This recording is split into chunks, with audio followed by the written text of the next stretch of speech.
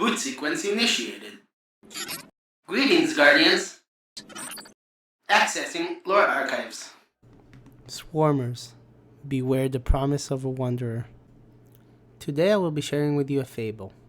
You may know some common ones, such as the boy who cried wolf, the tortoise and the hare, and the Pied Piper of Hamelin. The Pied Piper most resembling our story here describes a magical piper hired as a rat catcher to rid a town plagued with rats. The town then refuses to pay, and the piper retaliates by using his magical powers on their children to lure them away to their supposed deaths. So how does any of this connect to Destiny and to the Vex? Well, first you need another bit of information. Vex Access Minds are some of the most powerful Vex units. They are designed to carry out specific goals, and they have the ability to control masses of Vex units to accomplish it. To give you an indication of the power of Access Minds, here are a few we've come across as Guardians.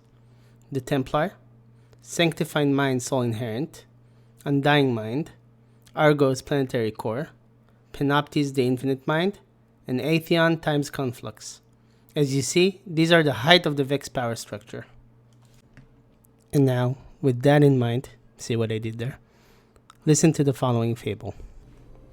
Listen, my child, and come to behold of what came to pass in our histories of old. Before Neomuna was the city you know, our defenses were weak, our security mere show. The Vex, they did plague us, though we knew not, filled our cloud arc with viruses, and carnage they wrought. In the depth of our suffering, a Trojan did come. The Access Mind Aesop promised us but a crumb. Of course, I will lead these vermin away. I will heal your network, keep the viruses at bay.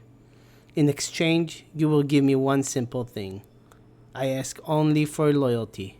Think of me as your king.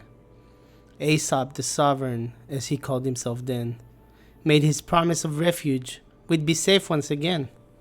The people refused. Aesop's bargain precluded.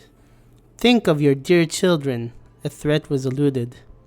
The people held fast. Aesop's menace ignored, and upon them he unleashed his digital horde.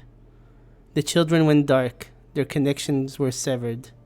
We knew then we had lost Neomuna's most treasured.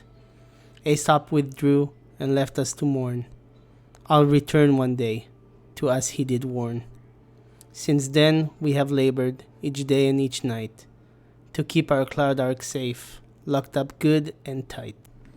Should Aesop return, he'll be met with a wall, the most powerful, vigilant, and mighty of all. And so we hear a fable from Neomuna's early days. We can see that the city was struggling against non-stop attacks from the Vex.